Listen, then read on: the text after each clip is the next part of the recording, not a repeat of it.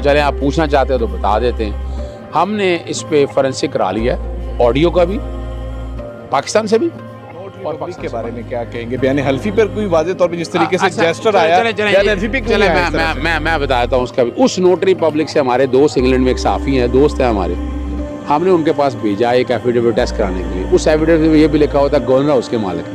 अच्छा, governor house, yes yes yes, उसने उसमें स्टैम्प लगा दी, गवर्नर हाउस के मालिक करार दे दिया साफी को नोटरी पब्लिक ने। कि इन सब वर्ल्ड जस्टिस प्रोग्राम के इस चेन ऑफ इवेंट के पीछे भी आसमा जहांगीर ग्रुप और नवाज शरीफ PMLN शामिल हैं।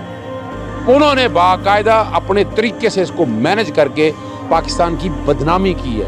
और हमारे और आप जेल में लाहौर हाई कोर्ट से दानिश मुनीर का सलाम कबूल कीजिए। आज की वीडियो में आपको बताएंगे कि साबिक चीफ जस्टिस पाकिस्तान साकिब निसार का जो वीडियो स्कैंडल है, ऑडियो स्कैंडल है, और इसी के साथ साथ जो बयान हल्फी है वो किस कदर सच्चा है और इसके पीछे क्या कहानी मौजूद है और क्यों कर ये सारा प्रोपेगेंडा जो है वो आज साबिक चीफ जस्टिस पाकिस्तान के खिलाफ बनाया गया। मरियम नवाज की कल की प्रेस कॉन्फ्रेंस में वाज़ेह तौर पर बताया गया कि वो किस सिम्त की जानिब जो है वो इस स्कैंडल को लेके जाना चाह रही है, उनके अपने क्या जो है वो मकासद हैं। इस पर हम एक सवाल भी उठाते हैं कि कल की प्रेस कॉन्फ्रेंस में नायब सदर मुस्लिम लीग नून मरियम नवाज की जानिब से कहा गया कि दूसरी जो आवाज़ है उसको नहीं पहचान सकती। मुस्लिम लीग नून की जानिब से ये दावा किया जा रहा है कि जो आवाज़ है वो साकिब निसार की है, लेकिन दूसरी आवाज़ जो है वो उसका मालूम नहीं है। तो लाखों डॉलर्स देकर जो है वो फोरेंसिक करवाया गया साकिब निसार साहब की आवाज़ को, तो उसी फोरेंसिक कंपनी से दूसरे शख्स की आवाज़ को भी फोरेंसिक करवाया जा सकता था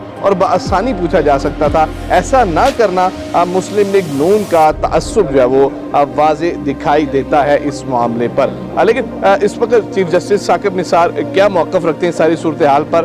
उनके साथ गुज़िश्ता रोज़ मुलाकात हुई सीनियर कानूनदान अज़हर सदीक साहब से, उन्हीं से आवाज़ जानते हैं। अज़हर साहब, ये सारी सूरत हाल क्यों बनाई जा रही है? पीछे मुहर्रिकात क्या है इस पर? देखिए, बुनियादी तौर पर अगर आपको याद हो, मैं तारीख के झरोखे में लेके जाना चाहता हूँ कौम को। आपको याद होगा एक लफ्ज़ गॉड फादर इस्तेमाल हुआ था, एक लफ्ज़ सिजिलियन माफिया इस्तेमाल हुआ था। अब वो बात साबित नहीं हो गई है कि वो जो गॉड फादर या सिजिलियन माफिया है वो चाहता ये है कि उनके आगे कोई भी खड़ा ना हो और अदालतें बिल्कुल ख़त्म हो जाएं, वो जो मर्जी करें, जिस तरह मर्जी करें, और ये एक इंटरनेशनल एजेंडा पाकिस्तान को बदनाम करने के लिए चल रहा है। मरियम जो है जो माफिया का आप खास नाम ले रहे हैं वो तो साबिक चीफ जस्टिस को करार दे रही है कल की सूरत। देखिए, मैं बड़े अदब से अर्ज़ करूँ, मैं वकील हूँ, 30 साल हो गए हैं अरसा वकालत में। मैं ये कहूँ कि 100% मेरी अदालतें ठीक हैं तो ये गलत होगा। मैं 10% क्या कह सकता हूँ, मैं बल्कि 10% भी ज़्यादा कह रहा हूँ। मैं 5 से 6%, यानी मैंने अगर 100 केस किए ना तो 100 में से 5-6 केसेस पे ऐसा होगा, कुछ पैसे चल जाएंगे, कुछ सिफारिशें चल जाएंगी। और वर्ल्ड जस्टिस प्रोग्राम की रिपोर्ट को मैं चैलेंज करने लगा उनको, और मैंने उस पर बाकायदा तहकीक पूरी कर ली है और उनको उनका चेहरा दिखाना है। ये सारे चेन ऑफ इवेंट कैसे बने कि इन सब वर्ल्ड जस्टिस प्रोग्राम के इस चेन ऑफ इवेंट के पीछे भी आसमा जहांगीर ग्रुप और नवाज शरीफ PMLN शामिल हैं। उन्होंने बाकायदा अपने तरीके से इसको मैनेज करके पाकिस्तान की बदनामी की है। और हमारे, और आप जेल में रख लें, वोकला बरादरी ने अहमद अली कुर्द का बाइकॉट कर दिया है। ये ना हो किस दिन यहाँ कहीं आए तो उनको फैंटी पड़ जाए। उन्होंने वोकला बरादरी का म्यार गिरा के रख दिया। हम तो उनके मौक़िफ़ को बड़ा सराह रही है कि वाकई नवाम के साथ ऐसा चल रहा है। मैंने आवाम की तर्जुमानी किया, मैंने इस पे एक पोल कराया था, मैं पोल शेयर कर देता हूँ। उनको उसमें 13% वोट मिले, 87% लोगों ने अली अहमद कुर्द को, मेरे पास मैं पोल कराया, मैंने अपने ट्विटर अकाउंट पे पोल कराया, 87% लोगों ने उसको कंडेम किया। देखिए कौन कर रहा है, ये सियासी जमातों का एक वतीरा है। मैं मरियम नवाज की प्रेस कॉन्फ्रेंस देख रहा था, मैं बाकी सवाल में आता हूँ। मरियम नवाज ने एक बात तो वहाँ एडमिट कर ली कि उन्होंने मीडिया चैनल के इश्तिहार रुकवाए थे। आज किस मुंह से मीडिया की आज़ादी या बाकी चीज़ों की बात वो कर रही है। अच्छा, अगली बात आ जाए, 2019 में ये जैसे साकिब निसार साहब से जब मुलाकात हुई तो मैंने जब उन्हें जिक्र किया, उन्होंने कहा कि मुझे कहा जा रहा है कि आप कोर्टों में जाएं। उन्होंने कहा मैंने कोर्ट में क्या करने जाना है, भाई एक बंदे का जिसका फैसला हो चुका है, अगर वो फैसला गलत हुआ है तो वो अदालतों ने करना है। साकिब साहब की ये स्टेटमेंट पर भी मनफी सवालात उठाए जा रहे हैं कि ये एक इदारे के आला अहदेदार होने के बावजूद अब ये कहते हैं कि मैं क्यों कर जाऊं, क्या इन्हें भी अपनी अदालतों पर एतबार नहीं है। जरा इस सूरत हाल को भी थोड़ा देखिए ना, अदालतों पे एतबार, अगर वो जाएंगे इसका मतलब अदालतों पे एतबार नहीं है। आप बात को समझें कि बड़ी सिंपल सी बात है, एक ट्रायल क्यों नहीं जा रहे वो, उसकी रीजन क्या है इसके पीछे? उसकी वजह ये, यानी वो क्या करने जाएं, माँ सिवाय डेफेमेशन के अलावा, सिविल कोड के अलावा और तो कोई नहीं है। उन्होंने कहाँ जाना है? तस्हीक की गई ना, तस्हीक किसकी की गई है? अगर वो जज ना होते तो फिर तो डेफेमेशन थी। नहीं, तस्हीक इस सूरत में बनती है ना कि अगर वो चीजें सच साबित हो जाए, लेकिन आपकी जानिब से कहा जा रहा है झूठी हैं। इसके बारे में आपके पास क्या दलील है? देखिए मैं वही कह रहा हूँ ना, मेरे पास रेमेडी क्या है, मेरे पास रेमेडी है, मैं डेफेमेशन जाऊँ। डेफेमेशन मैंने बस ये जज नहीं जा सकता। मैं बात को जरा समझिएगा, मैं एक जज था जो इस वक्त इल्जाम लगा रहे हैं वो एक जज पे लगा रहे हैं। अगर जाती हसीब में डेफेमेशन भी जाती है। और यहाँ आज खुद नोटिस कौन से लोग बातें कर रहे हैं जिन्होंने पूरी उम्र मुखालफत की है, जो कहती हैं आज खुद, इसमें आज खुद नोटिस किस बात का? जब एक अदालतों का निज़ाम एक चल रहा है और उसमें एक काम हुआ था तारीखी तौर पर, PLD 2019 सुप्रीम कोर्ट 625 केस था।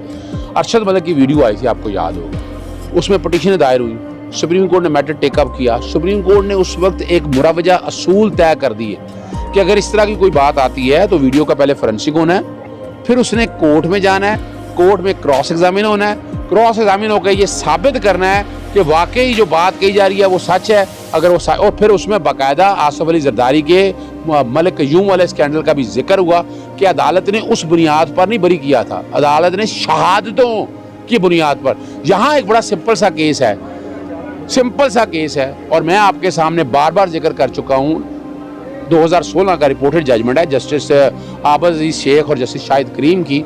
1988-89 के अंदर ये जो मोहम्मद शरीफ जो कहते हैं ना अरबों रुपए के मालिक, 9,36,211, मैं 9 लाख कह रहा हूँ, 9 अरब की आमदनी कह रहा, और अरबों की जायदादें उन्होंने कहाँ से खरीद ली, कहाँ से बना ली? इस सूरत हाल पे हम आते हैं, ये किस तरीके से, मैंने पहले भी सवाल किया, किस तरीके से जाली हैं ये ऑडियो वीडियो, इसके बारे में? अच्छा, इसका मैं देखो, हमने, चले आप पूछना चाहते हो तो बता देते हैं, हमने इस पे फोरेंसिक करा लिया है, ऑडियो का भी, पाकिस्तान से भी और पाकिस्तान से बाहर भी हमने बाकायदा फोरेंसिक करा लिया। रिपोर्टें आ जाएंगी 1-2 दिनों के अंदर।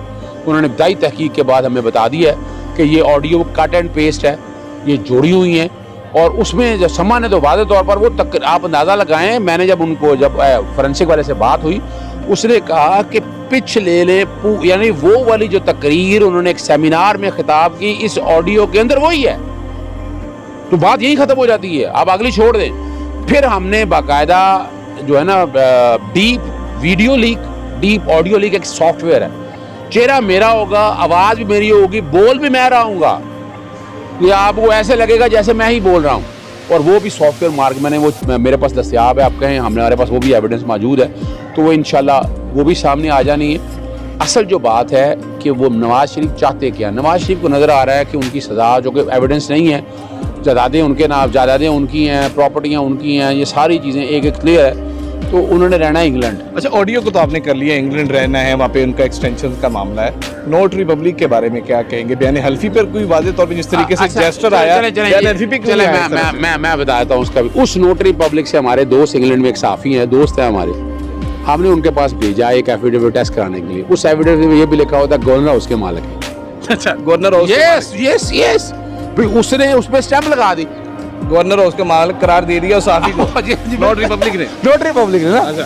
अब क्या वो नोट रिपब्लिक के उस बयान के ऊपर, मैं सच में नोट रिपब्लिक के बयान की कोई हैसियत नहीं है। फिर उस नोट रिपब्लिक ने बाकायदा ये भी इकरार किया कि वकार उनका मुलाजिम उनको लेकर गया हुसैन के फ्लैट के ऊपर, वहीं पर बैठ कर राना शमीम वहीं पर मौजूद थे, और वहीं बैठ कर ये जो है ना एफिडेविट वहाँ अटेस्ट हुआ, और इसका मकसद सिर्फ और सिर्फ वीज़ा एक्सटेंशन। अच्छा, वीज़ा एक्सटेंशन है सारा मामला हुसैन, इसके लिए कब ये सारी चीज़ें पब्लिक कर रहे हैं, जिस तरीके से वो आहिस्ता आहिस्ता चुटकुले छोड़ रहे हैं, आप ब्लास्ट कब कर रहे हैं इन सारी चीज़ें? देखिए, मैं एक बड़ी सिंपल सी बात बता रहा हूँ, हम इंतज़ार कर रहे हैं वो अदालत में जाए, साफ बता दें, साफ बता रहे हैं, आए अदालत। आप मीडिया ट्रायल नहीं करेंगे कोर्ट में? सर मेरी बात सुनिएगा, एक चीज़ अरशद मलिक में तय हो चुकी है, कोर्ट ने तय कर दिया, अब इन वीडियो ऑडियो की कोई हैसियत नहीं है, इसमें लेके जाएं, आपको रोका है, एफिडेविट भी लेके जाएं, हर चीज़ लेकर जाएं। सो मोटो ले डालते मैं फिर वो याद करूँ, देखे ना, यही तो ज्यादती है। आप आइन पाकिस्तान और कानून अगर जानती हैं तो आइन ने जो तरीक़ाकार फराहम किया है, जो कानून ने तरीक़ा फराहम किया, कौम को गुमराह मत करें। झूठ, फ्रॉड और फ्रेब आपका इस दुनिया में रह जाना है, आखिरत का भी खुशहाल रखें। जी, आखिरत का भी ख्याल रखें और बार बार जो बदलिया पे हमले ना किए जाएं। सारी गुफ्तगू आपने मुलाजा की कि किस तरीके से हुसैन के फ्लैट पर जो है वकार नामी मुलाजिम नॉट रिपब्लिक के अफराद को लेके गया, वहाँ पे बाकायदा तौर पर बयान हल्फी तैयार किया गया और राना शमीम साहब अपने भाई के इंतकाल के 2 रोज़ बाद ही यहाँ से इंग्लैंड रवाना हो गए और वहाँ पर जाकर ये बाकायदा तौर पर ये स्कैंडल तैयार किया गया और इसको मरहला वार जो है वो पहले बयान हल्फी लाया गया, फिर उसकी ऑडियो लाई गई और उसकी ऑडियो की अभी काफ़ी जो है उसके अपोजिट रद्द में वीडियोस भी आप मुलाहिजा कर चुके हैं। और इसी के साथ साथ जो है वो आइंदा इसमें साकिब निसार साहब क्या करने जा रहे हैं वो भी आपने सुना कि वो बाकायदा तौर पर उनकी जानिब से भी फोरेंसिक करवा लिया गया है। वो बज़ाहिर बयान तो नहीं दे रहे लेकिन अपनी वो कानूनी तौर पर तमाम चारा जो ये हुआ कर रहे हैं। इसके बाद आने वाली सूरत हाल से भी आगाह रहने के लिए और इस जो वीडियो से मुतालिक अगर आपके जहन में कुछ सवालात हैं वो भी हमसे कीजिएगा और दोबारा फिर हम आदर सदीक साहब के सामने आपके इन सवालात को रखेंगे और उनका जवाब जो आप तक पहुंचाएंगे, क्योंकि ये बराह रास्त जो है वो साबिक चीफ जस्टिस साकिब निसार साहब से नशिस्त जो है वो करते जा रहे हैं और गुज़िश्ता रोज़ भी इनकी जो है वो 2 घंटे से ज़ायद जो है वो नशिस्त उनसे हुई है। दानिश मीर को अब तक के लिए इजाज़त दीजिए। खुदा हाफ़िज़।